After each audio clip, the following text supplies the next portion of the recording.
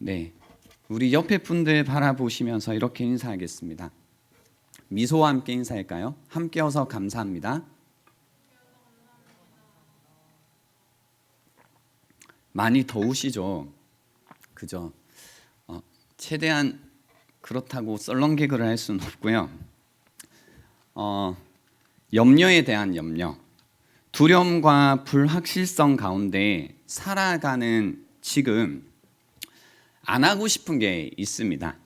할 수 있다면 진짜 염려를 안 하고 싶어요. 생각도 많이 없고 아주 천하태평이었던 난데 갑자기 이렇게 살아도 되는 걸까라는 생각이 듭니다. 최근 들어 종종 자려고 누우면 가끔 뭔가 모르는 두려움이 엄습해 오기도 하고 불안한 미래에 대한 걱정에 가슴이 두근거리고 숨이 턱턱 막히는 기분이 듭니다. 아니, 기분이 아니라 정말로 숨이 막힙니다. 꼬리에 꼬리를 무는 생각을 끊어내지 못하고 있습니다. 걱정을 해서 걱정이 없어지면 걱정이 없겠네. 티베트의 속담이죠. 네가 걱정하는 일은 대부분 일어나지 않는 일들이야. 다 압니다. 하지만 걱정이 되는 걸 어쩌란 말입니까? 그죠? 사람은 긍정보다는 부정에 익숙합니다. 뭔가 모르게 계속해서 그 걱정 가운데 나를 긴장 상태로 몰아넣습니다.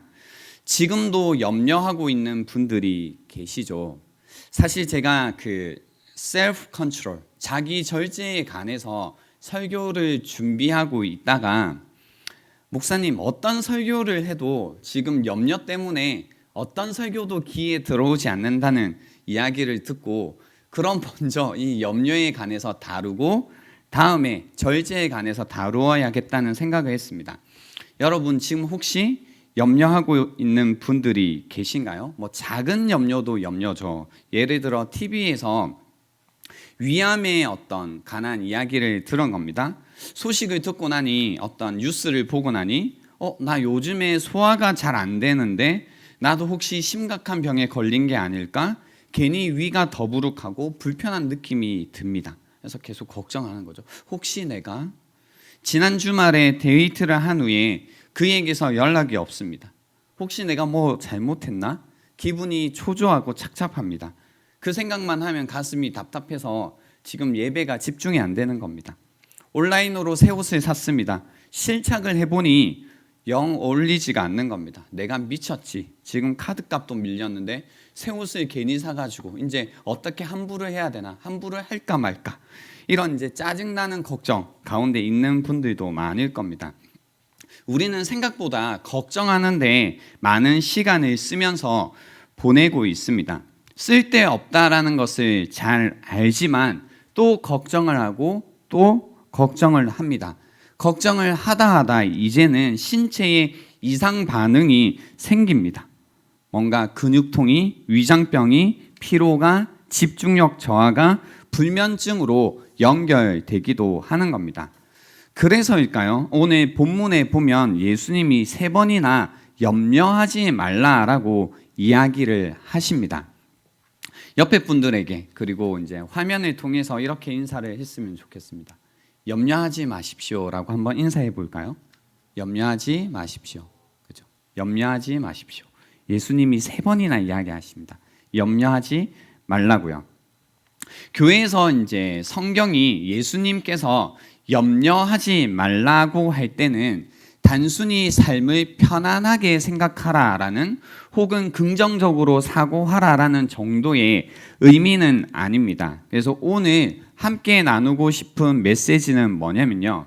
예수님께서 우리에게 3번이나 염려하지 말라고 하셨다면 그 말씀은 어떤 의미일까? 우리로 하여금 염려할 수밖에 없는 이 세상을 어떤 태도를 가지고 살라는 걸까에 관해서 함께 나누면 좋겠습니다.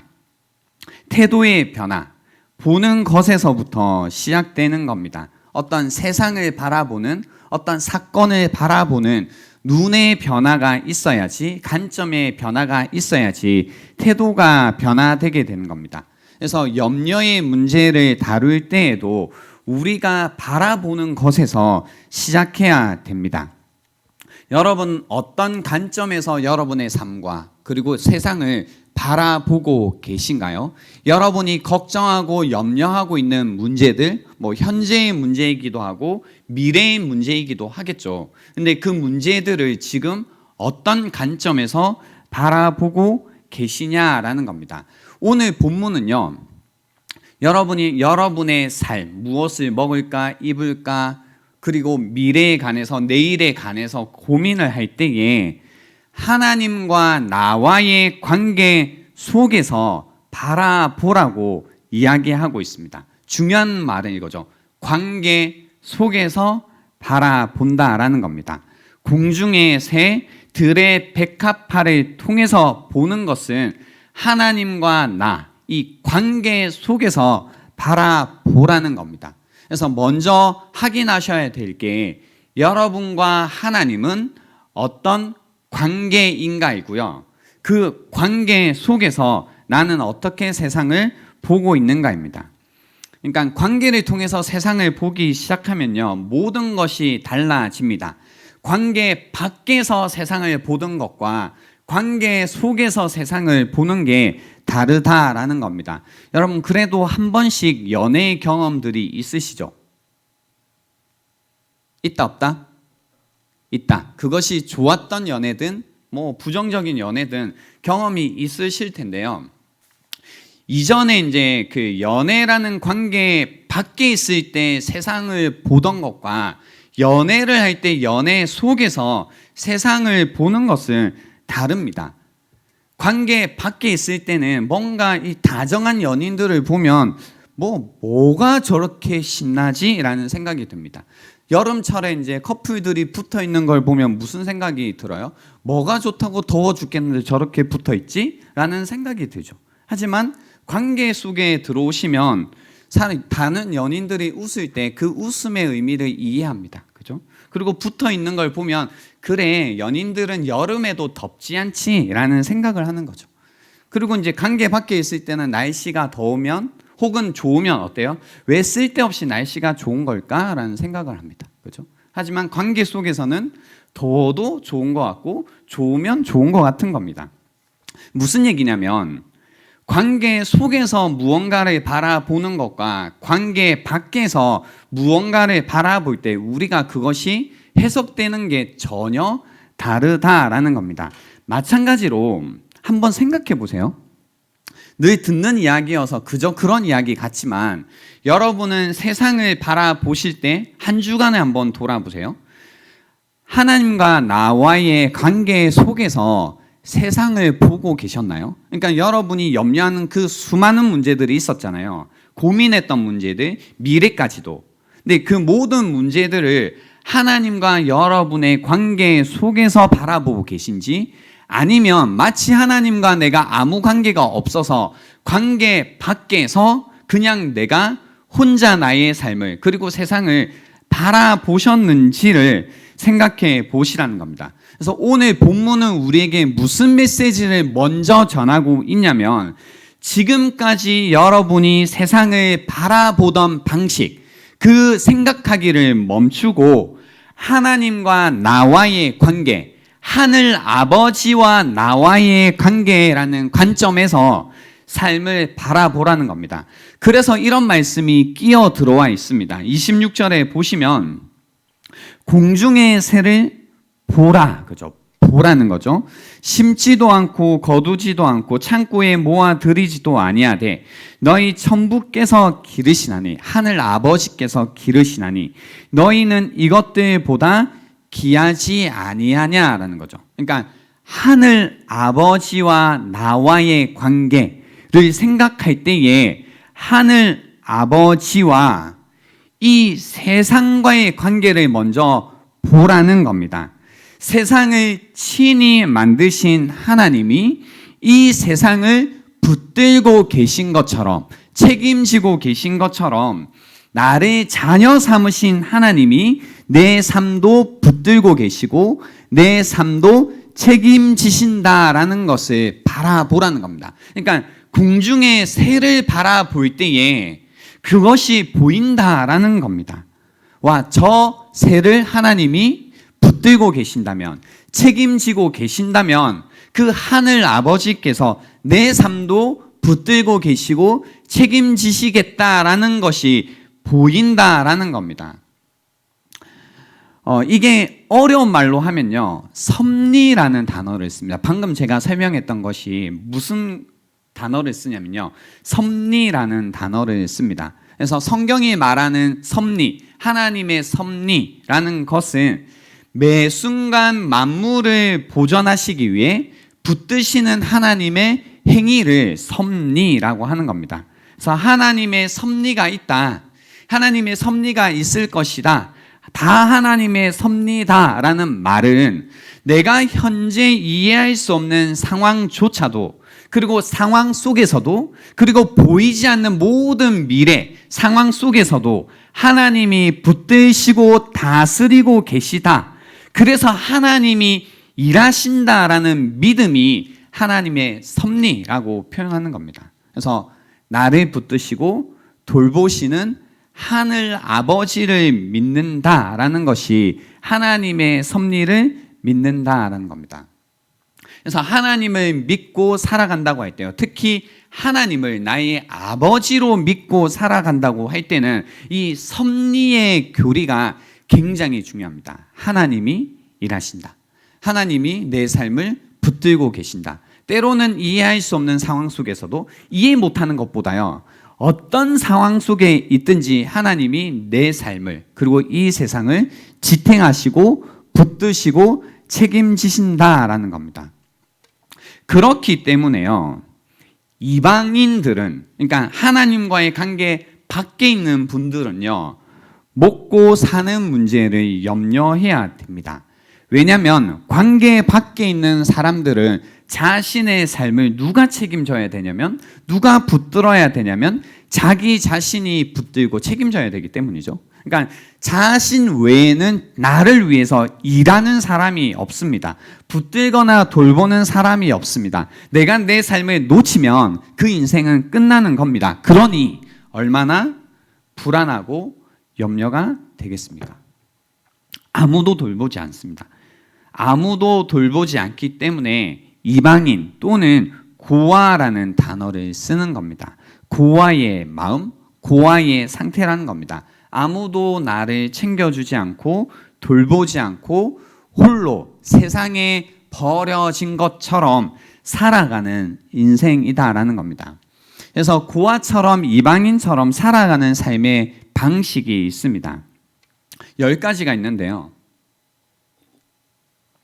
첫 번째는, 우선은 고아기 때문에 혼자 살잖아요. 그러니까 관계라는 개념이 없어요. 그러니까 어떤 걸 생각할 때, 좀 전에 제가 굉장히 강조해서 말씀드렸잖아요. 세상을 바라볼 때, 여러분의 삶을 바라보실 때 관계라는 틀 속에서 바라보라고 했잖아요. 하나님과 나와의 관계 속에서 세상을 바라보세요 라고 했죠. 근데 고아처럼 사시는 분들은 방금 말씀드린 이게 안 돼요. 그러니까 들어도 그게 안 돼요. 무슨 얘기인지 개념조차 이해를 못하는 겁니다. 관계 속에서 무언가를 본다라는 걸 해본 적이 없기 때문입니다. 그러니까 자기 자신만 생각하게 되죠. 그리고 고아처럼, 이방인처럼 살아가면 뭔가 이 관계의 개념은 없는데 관계와 또 돈과 건강에 관해서 염려가 많이 있습니다. 나는 혼자다, 아무도 나를 돌보지 않는다라는 마음 때문이죠. 그래서 뭔가 독립하셨던 분들이나 뭔가 주변에 나를 돌봐주던 사람이 없어진 경험, 부재한 경험을 해보신 분들은 알 겁니다. 또는 이제 나는 비혼주의자야, 혹은 나는 독신주의자야, 나는 이제 혼자 살래라는 것들을 결정하고 지내시는 분들은 마음속에 이런 관계, 돈, 건강에 대한 염려가 굉장히 많게 되는 거죠. 이제 그런 거 있잖아요. 누가 날 돌보지? 혼자 내가 집에 있다가 무슨 일이 생기면 어떡하지? 건강을 잘 챙겨야겠다. 무슨 일이 생길 수도 있으니 돈을 좀 잘 모아놔야겠다라고 해서 이전에도 걱정과 염려가 있었지만 혼자다라는 생각을 하기 시작하면 관계, 돈, 건강에 대한 염려가 훨씬 커진다라는 거예요. 굉장히 오버하게 걱정하게 된다라는 겁니다. 또 이제 내 인생을 내가 붙들고 있기 때문에 놓치면 죽는다라는 생각이 있어요. 그러다 보니 뭔가 삶을 대할 때에 성공과 실패라는 것이 중요하고 옳고 그름이라는 문제가 굉장히 중요합니다. 그래서 그런 분들 계시잖아요. 이게 옳고 그름의 문제를 계속 따지고 그걸 끝까지 뭐 이렇게 목숨을 걸어야 되나 싶은데도 끝까지 옳고 그름의 문제가 중요하신 분들이 있습니다. 성공을 할 수도 있고 살다 보면 실패를 할 수도 있잖아요. 그걸 알지만 그게 너무 중요하신 분들이 있습니다. 왜냐하면 내가 실패하면 끝나는 거거든요. 그러니까 내가 틀리면 안 된다라는 생각을 하는 겁니다. 그러니까 이 성공과 실패, 옳고 그름에 목을 매면서 살아가는 거죠. 그러다 보니 다른 누군가를 늘 비난하거나 또는 늘 비난받는 것처럼 살아갑니다. 늘 죄책감 가운데 살아가는 거죠. 그러니 어째요? 자기 자신에 대한 가치, 혼자 있는데 자기 자신을 생각할 때 무가치함을 느끼는 겁니다. 말을 하지 않지만 나 같은 게 왜 사는 걸까? 라는 이제 의문들, 회의를 늘 하면서 사는 겁니다. 그러다 보니 어떤 이 관계도 없죠. 누가 나를 돌봐준다라는 개념도 없죠. 그러다 보니 신뢰라는 게 없는 겁니다. 하나님도 잘 신뢰하지 못하고 하나님을 잘 신뢰하지 못하니 그냥 인간관계 속에서도 다른 누군가를 신뢰하면서 살지 못합니다. 늘 뭐예요? 내가 스스로 해야 된다는 겁니다. 물론 자기 혼자 해야 될 게 있죠. 누구도 해줄 수 없는 영역이 분명히 있습니다. 그럼에도 불구하고 다른 누군가가 해줄 수 있는 부분도 있거든요. 그렇지만 그런 게 없는 겁니다. 내가 해야 된다. 아무도 믿을 수 없다라는 생각으로 살다 보니 뭔가 제한이 없는 의무감과 책임감 가운데 살아갑니다. 또 이제 내가 그냥 내 인생을 늘 책임지다 보니까 이런 분들의 특징은 건의에 이제 순종하지 못합니다. 늘 반항적이고 저항합니다. 마음이 딱딱하고 무언가를 잘 배우려고 하지 않습니다. 그래서 앞의 내용과 사실 다 연계돼요. 관계의 개념이 없고 누군가가 나를 돌봐준 경험이 없고 옳고 그름이 굉장히 중요하고 성공과 실패에 목을 매시는 분들은 그런 분들 이제 주변에 계실 텐데요. 잘 배우지 않습니다. 그죠? 어떤 조직에 있을 때도 얼마 전에 이제 어떤 분과 전화를 했는데요. 이제 회사를 운영하시면서 한 20분 정도 되시는 직원들이 있으시대요. 네, 그분들을 계속 가르치면서 뭔가 이제 매너지를 잘해야 되는데 어떤 분들이 어렵냐면 옳고 그름에 교회 아닙니다. 그냥 회사인데 옳고 그름에 목매는 분들이 어렵대요. 왜냐하면 옳고 그름만 따지지 무언가를 실수하거나 잘못했을 때 배우려고 하지 않는데요. 그러니까 가르칠 수가 없는 거예요. 가르칠 수가 없으니까 계속 고민하게 되는 겁니다. 뭐예요? 방법이 없는 거죠. 그러니까 언제 잘라야 되나? 어떻게 해야 되지? 수가 없는 겁니다. 이처럼 이제 뭔가 반항적이고 뭔가 마음이 딱딱하고 쉽게 무언가를 배우지 못하는 사람들. 그러니까 방어적입니다. 남의 말을 잘 듣지도 않고 쉽게 발끈하면서 살아가는 거죠. 그러다 보니 이제 비판받는 것, 그러니까 건전하고 긍정적인 비판이라는 것도 있는데 그런 것들을 받아들이지 못하는 겁니다. 그러니까 고와 이방인의 마음인 거죠. 그러니까 교회 안에서도 제가 계속 연습했으면 하는 게 뭐냐면 지내다 보면 누군가가 나에게 어떤 이야기들을 얼마든지 해줄 수 있거든요. 목장 안에서도 나눔을 하다가 목자나 사랑하는 누군가가 나에게 나의 삶에 관해서 이야기를 할 수는 있어요. 피드백을 할 수 있다고요. 근데 그 피드백 자체를 참지 못하는 분들이 있습니다. 네가 뭔데 이야기해? 교회에서 왜 무언가를 나한테 말하는 거야? 교회니까 말하는 거예요. 그죠? 교회니까 말해주고 뭔가 수정할 게 있으면 수정해 가는 것, 그런 것들을 우리는 충분히 할 수 있어야 되는 거죠. 그러다 보니 이 고아와 이방인처럼 사시는 분들은 자신감이 너무 강하거나 나는 모든 것을 할 수 있다 이렇게 지내거나 아니면 난 아무것도 하지 못해, 자기 혐오가 너무나 과합니다. 그러니까 적당한 자신감, 적당한 자기 비판이라는 게 있어야 되겠지만 너무 모든 것들이 과하다라는 겁니다. 그러니 보세요. 이런 삶을 살고 있으니 어떻게 염려하지 않고 살 수 있겠냐라는 거죠. 그러니까 이방인들, 하나님과의 관계가 없는 분들이 염려하고 걱정하고 살아가시는 것들이 사실 이해가 됩니다. 염려라는 건 실제로 가능성이 희박하지만 그 어떤 그럴 수도 있겠지라는 일에 마음을 쓰는 겁니다. 그리고 염려라는 것의 본질은 뭐냐면 이제 한번 이 이야기를 듣고 여러분이 무슨 일을 염려했는지 생각해 보세요.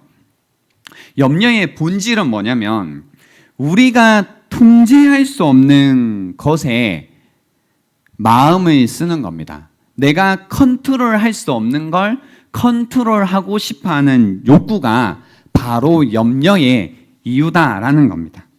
내가 통제할 수 없는 것을 통제하고 싶어하는 욕망, 내가 어찌할 수 없는 영역을 어찌해보고 싶어하는 마음을 느낄 때에 우리는 염려하게 된다라는 겁니다. 그래서 오늘 본문에서 그 말씀이 있습니다. 27절에 보시면 염려함으로 그 키를 한 자라도 더할 수 있겠느냐라는 겁니다. 바로 이 욕망이죠. 그러니까 내가 노력해서 어떻게 해서 할 수 없는 영역인데 그걸 염려로 어떻게든 더해보고 싶어하는 욕망, 이것이 바로 염려의 이유다라는 겁니다. 여러분 혹시 그런 게 있지 않나요? 그러니까 내가 할 수 없는 건데, 어쩔 수 없는 건데, 내가 다스릴 수 없는 건데, 통제할 수 없는 건데, 최선을 해도 어쩔 수 없는 부분인데 그것을 내가 통제하려고 하다 보니 그죠? 잠 못 이루면서 걱정하고 염려하는 부분들은 없냐라는 겁니다. 그래서요, 뭐 염려하는 게 꼭 부정적일까라는 생각도 들죠. 그러니까 그럼 어떻게 아무것도 생각하지 않고 지낼 수 있을까라고 할 때 도움되는 얘기가 있더라고요. 그게 뭐냐면 염려와 관심이라는 것을 구분하는 겁니다. 염려와 관심을 구분하는 겁니다. 염려와 관심을 어떻게 구분하냐면요, 똑같이 무언가를 생각하는 것일 수 있습니다. 제가 봤던 책에서는 집 안에 있는 화초에 관해서 염려하는 것과 관심을 갖는 걸 구분했던데요. 그게 뭐냐면 집 안에 이제 뭐 이런 나무가 있다고 쳐요. 염려하는 건 뭐냐면 이거 여기에 교회에 이제 있으면 저 어떡하지? 누가 물은 주나? 아니면 저 마르면 어떻게 하지? 라는 것. 이건 뭐예요? 염려죠. 관심은 뭐예요? 저거 마르면 어떻게 해야지? 라고 해서 뭐예요? 물을 떠와서 물을 주는 거예요. 그러니까 실제로 뭐 하는 거예요? 돌보는 거죠. 그러니까 생각을 해보고 내가 할 수 있는 게 있으면 뭐 해요? 하는 것. 이게 이제 관심이고요. 염려는 뭐냐면 할 수 없는 것들을 계속 생각하기도 하고 또는 할 수 있는 걸 안 하고 있는 것. 이게 이제 염려라는 겁니다. 염려와 관심을 구분하는 겁니다. 근데 이제 그런 거 있잖아요. 우리가 할 수 없는 영역에 관해서 생각할 때에 그래도 걱정하는 게 안 하는 것보다 낫지 않을까. 뭐 미래에 관해서 내가 어떻게 할 수 없지만 그래도 미래에 관해서 생각해보고 걱정이라도 하는 게 낫지 않을까. 그러면 좀 미래가 나아지지 않을까라는 이런 어떤 막연한 믿음이 있기는 한데요. 그런 이제 막연한 마음을 가지고 염려를 해봤자 염려만 늘지 인생이 나아지지는 않더라라는 겁니다. 그래서 한번 생각해 보세요. 좀 실제적일 수는 있는데 여러분이 지난 주간에 염려했던 일들 속에서 여러분이 실제로 할 수 있는 일이 있다면 하시라고요. 그냥 하시라고요. 그러니까 계속 걱정만 하지 마시고 염려만 하지 마시고 걱정되고 염려되는 게 있고 관심이 간다면 그냥 하라고요. 근데 하겠다고 마음을 먹었는데, 그러니까 마음을 먹어봐야죠. 하겠다고 마음을 먹었는데 할 수 없는 일이라면 할 수 없으니 뭐 하라고요? 염려하지 말라고요. 이해가 되시나요? 네. 굉장히 심플하지만 저는 도움이 되는 이야기라고 생각합니다.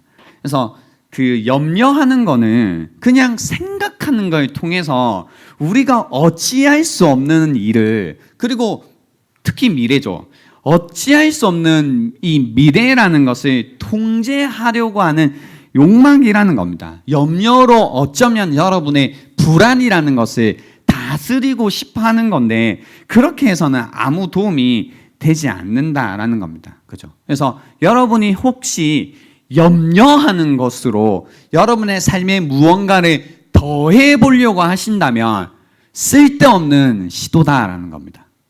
염려로 여러분의 삶에 더해지는 것은 없다라는 겁니다. 염려가 된다면 실제로 살든지 하든지 그럴 수 없는 거라면 염려하지 말라라는 겁니다. 염려로 무언가를 인생 가운데 더할 수 있다 없다? 없다라는 겁니다. 그 얘기입니다. 염려함으로 그 키를 한 자라도 더할 수 있겠느냐. 염려로 인생에 더해지는 것은 없다라는 이 말씀을 여러분 잘 마음에 새기시라는 겁니다. 그래서요, 이제 그렇게 염려하지 말고 네가 할 수 없는 부분들, 통제할 수 없는 부분들을 스스로 자신의 인생을 자기가 책임져야 되는 양, 고아처럼, 이방인처럼 그렇게 염려하면서 살지 말라라는 거죠. 뭐예요? 하늘 아버지가 계신다는 거죠. 혼자가 아니라는 겁니다. 우리의 인생을 붙들고 계신 분이 있다라는 겁니다. 어떤 의미에서 내가 내 인생을 놓쳐도 괜찮다라는 겁니다. 성공과 실패에 목매지 않아도 된다라는 겁니다. 그죠? 때로는 내 삶 가운데 실패를 경험하고 고난이 오고 슬픔이 오고 어려움이 온다 할지라도, 그러니까 생각해 보세요. 여러분 한 주간 동안 염려했던 것들, 내가 이렇게 투자했는데 이 투자한 게 망하면 어떡하지?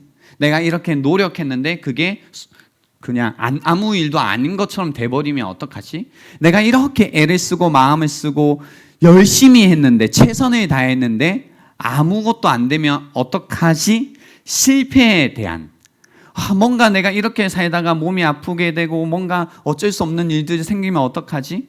우리 부모님은 내가 어떻게 해야 되나? 내가 돕지 못하는데 어떻게 해야 되나? 뭔가 걱정되는 일들, 그리고 슬픈 일들, 그죠? 어려움들, 라는 것들, 예상되는 것들이 있겠지만, 그리고 실제로 그런 일들을 우리가 겪을 수도 있겠지만, 실패도 하고 고난도 우리가 경험하고 슬픔과 어려움 가운데 처할 수 있겠지만 비극은 없다라는 겁니다. 나를 붙들고 계신 하나님이 계시기에 결국 모든 것이 합력하여 선을 이룬다라는 겁니다. 선을 이룬다라는 겁니다.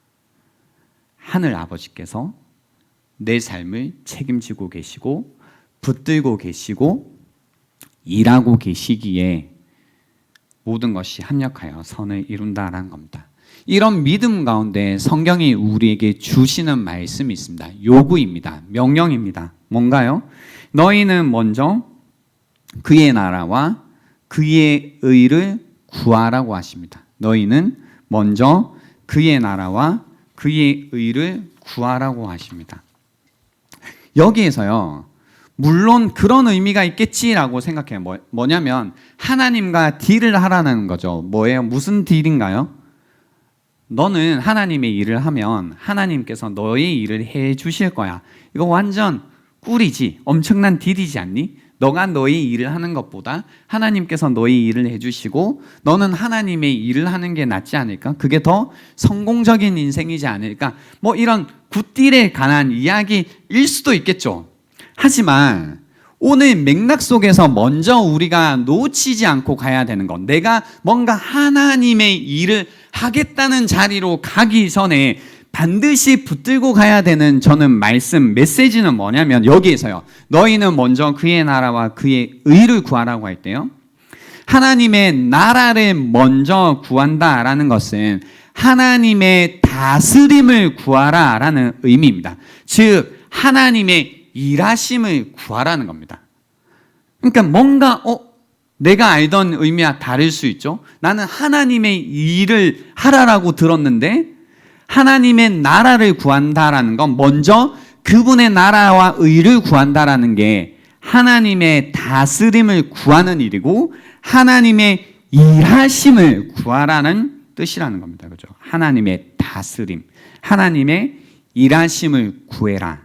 그리하면 뭐예요? 하나님의 다스림, 하나님의 일하심을 구할 때 그리하면 이 모든 것을 우리에게 뭐 해주세요? 더해 주시는 겁니다. 더해 주신 거. 염려함으로 더해지는 인생이 아니라 하나님의 나라와 의를 구할 때 더해지는 인생이라는 것을 이야기하시는 겁니다.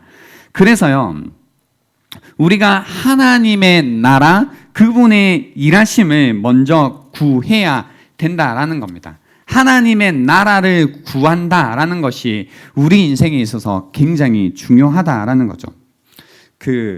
여러분, 나라라고 할 때 중요한 개념이 뭐냐면요, 뭐 국민, 영토가 있지만 또 뭐가 중요해요? 주권이라는 게 중요하죠. 그래서 일제강점기 때 저희가 나라를 잃었다고 표현할 때 무엇을 잃은 거냐면 국민도 있고 영토도 있었거든요. 근데 뭐가 없었냐면 주권이 없었죠. 주권이 없어지자 나라를 잃었다고 얘기해요. 그래서 나라를 찾기 위해서 했던 거가 뭐냐면 주권을 되찾는 일을 했다라는 겁니다. 마찬가지로 여러분이 하나님의 나라를 구한다라는 것은 뭐냐면 하나님의 주권이라는 것을 구한다라는 겁니다. 여러분 삶 가운데 하나님이 주인 되시고 하나님이 중심 되셔서 여러분의 삶을 다스리시기를 구한다라는 겁니다. 그때 더해지는 인생이 된다라는 거죠. 그래서 하나님의 나라를 구한다라는 것은 하나님을 계속해서 의식하고 산다라는 겁니다. 그냥 뭔가 하나님을 일주일에 한 번씩 기억하는 걸로 만족하는 게 아니라 계속해서 내 삶 가운데 하나님을 의식하면서 산다라는 겁니다. 하나님과의 관계를 놓치지 않는다라는 겁니다.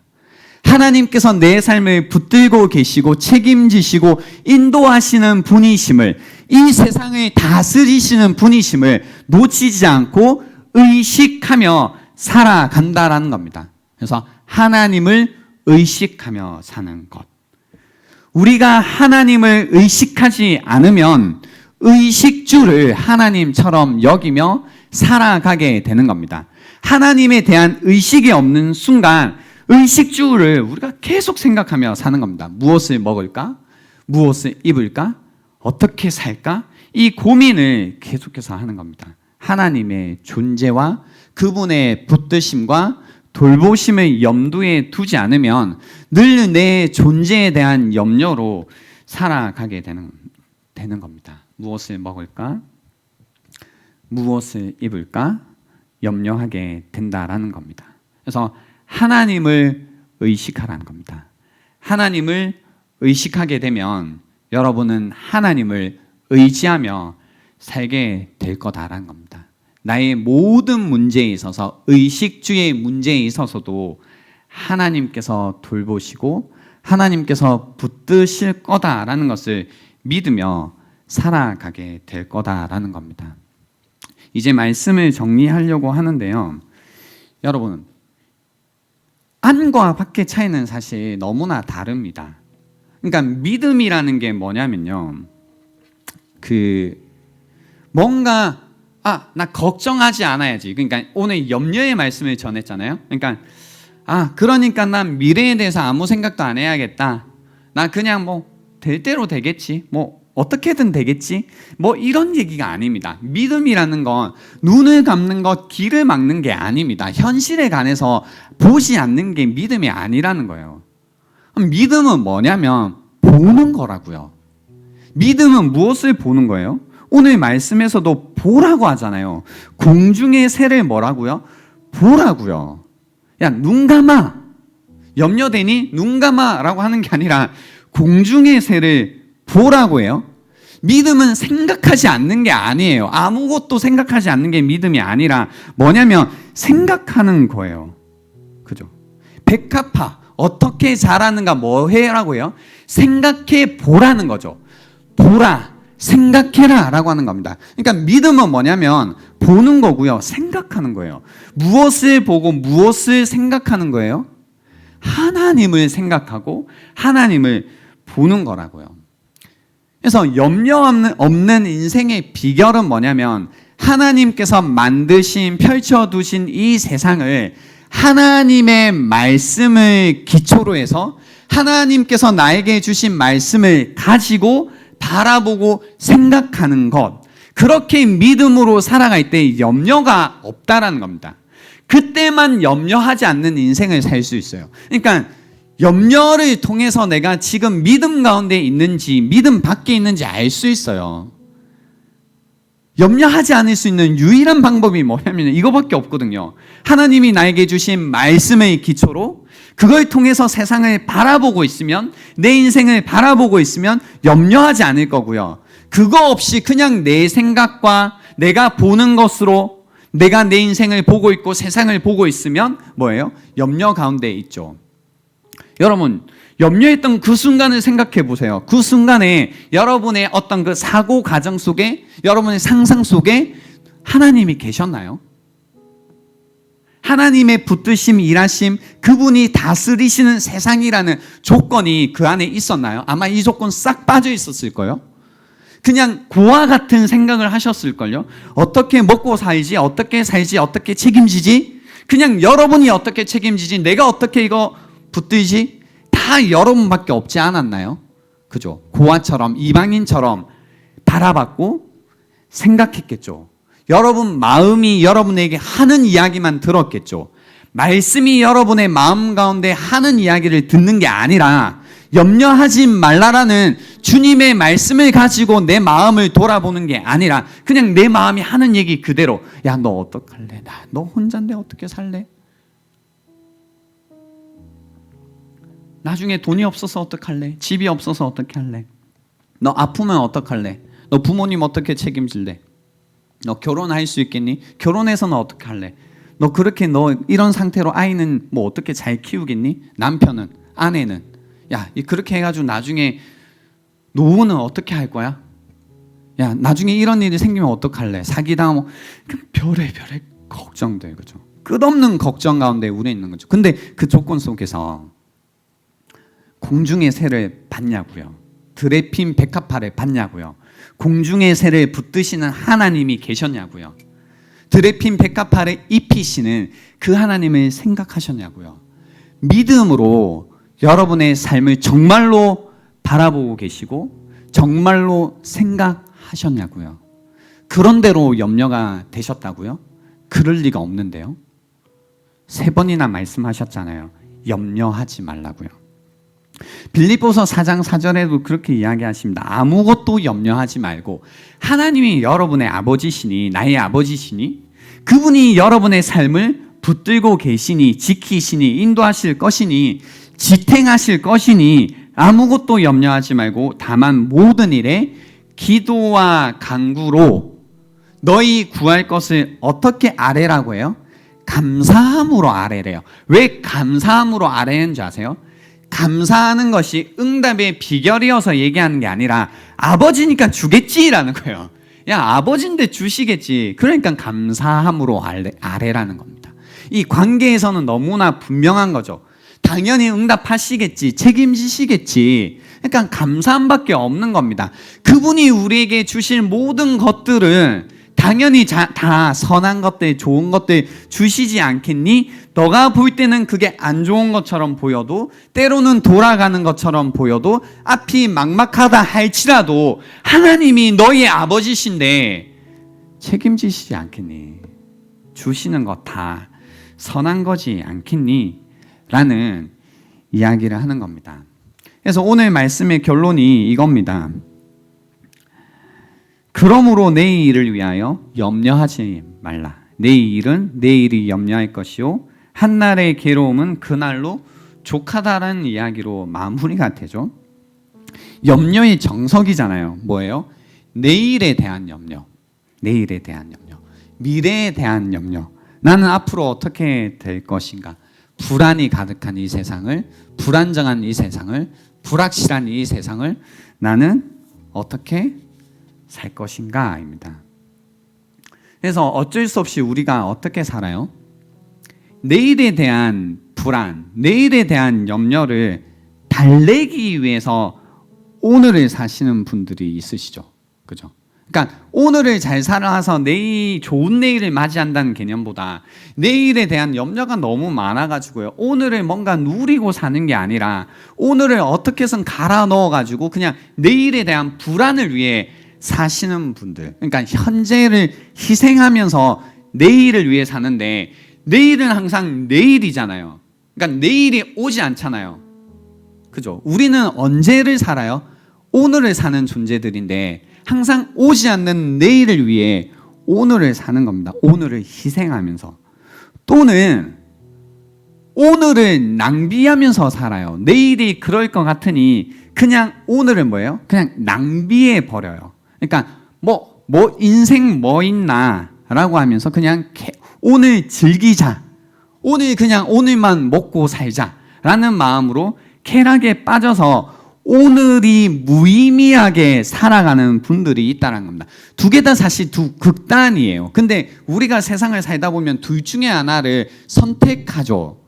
뭐예요? 내일이 너무 걱정돼가지고 오늘을 어떻게 해서든 희생하면서 사는데 내가 뭔가 산 게 없죠. 누리고 사는 게 없어요. 또는 내일이 뭐 없다. 내일은 없다. 그러니 오늘을 살자라는 마음으로 오늘을 뭔가 잘 살고 누리고 의미를 담아서 사는 게 아니라 그냥 소모한다고요. 방탕하게 산다고요. 그죠? 방탕하게. 그죠? 둘 다 아니라는 겁니다. 그죠? 오늘을 사는 것. 내일은 내일이 책임질 테니 오늘은 오늘로서 우리가 책임감 있게 살아가야 된다라는 겁니다. 그때가 되면이라는 이야기가 있습니다. 뭐 우리도 염려를 많이 하지만 특히 걱정이 많은 분들이 있나 봐요. 특정 그룹 엄마들인가 봐요. 어떤 책에 봤더니 이런 내용이 있었습니다. 새벽 4시가 되면 당신은 눈이 번쩍 떠진다. 손은 땀에 젖어 있고 심장은 두근거린다. 당신은 자녀에 대해서 염려하고 나이 든 부모에 대해서 염려한다. 또한 당신 자신의 건강에 대해서도 염려한다. 당신 옆에서 평안히 잠자고 있는 배우자는 모든 것을 망각하고 있다. 그는 어둠 속에 잠복하고 있는 위험을 보지 못하고 있는가? 그럴 것임이 확실하다. 그렇지 않았다면 이런 판국에 휴가 기간에 플로리다로 여행 가는 것을 지난밤에 그렇게 진지하게 말할 수 있을까? 어머니들은 특별한 염려를 갖고 있다. 자녀를 잉태할 때 아기의 태어남과 이 어리고 약한 복덩어리를 어떻게 돌볼 것인지 염려한다. 어머니들은 자녀들의 건강한 성장과 좋은 친구들과 그 역량에 관해서 염려한다. 그들은 자녀들이 누구와 결혼할 것인지를 생각하고 어머니로서 이 모든 책임을 감당할 수 있을지를 염려한다. 나아가서 어머니들은 어머니로서의 자신의 실패를 우려한다.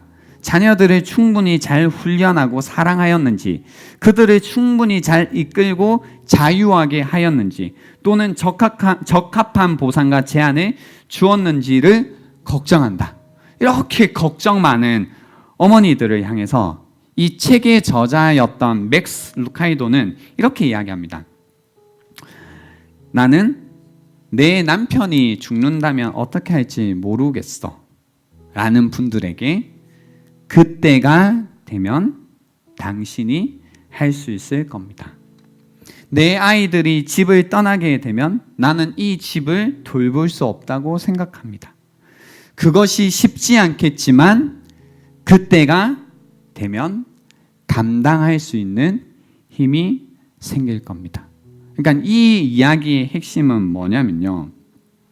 오늘의 문제는 오늘의 힘으로 감당하면 된다는 겁니다. 그리고 내일의 문제는 그 내일이 되면, 그때가 되면 감당할 수 있을 거다라는 겁니다. 왜냐하면 오늘 우리는 내일 감당해야 되는 그 일을 감당할 힘이 지금은 없다라는 겁니다. 그러나 지금 오늘 감당해야 될 일에 관해서는 충분히 감당할 힘이 우리에게 있다라는 겁니다.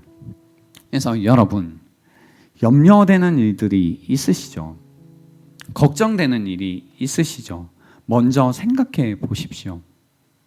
나와 하나님과의 관계 속에서 생각해 보십시오. 여러분의 그 걱정 시나리오 속에 하늘 아버지를 한번 등장시켜 보십시오. 그분의 등장이 여러분의 그 염려 시나리오 전부를 변화시킬 겁니다. 어제도 우리와 함께 하셨고, 그리고 지금 오늘도 우리와 함께 하시며 우리를 위해 일하시고 이 세상을 다스리시는 그분께서 여러분의 미래 가운데서도 함께 하시고 여러분의 미래도 지키시고 돌보시고 변함없이 붙드실 거다라는 겁니다.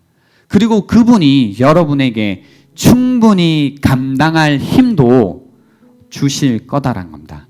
그때가 되면 그분이 우리에게 필요한 힘과 능력과 지혜를 주실 테니 오늘 우리에게 주신 오늘, 지금을 힘있게 하나님과 함께 사시라는 겁니다.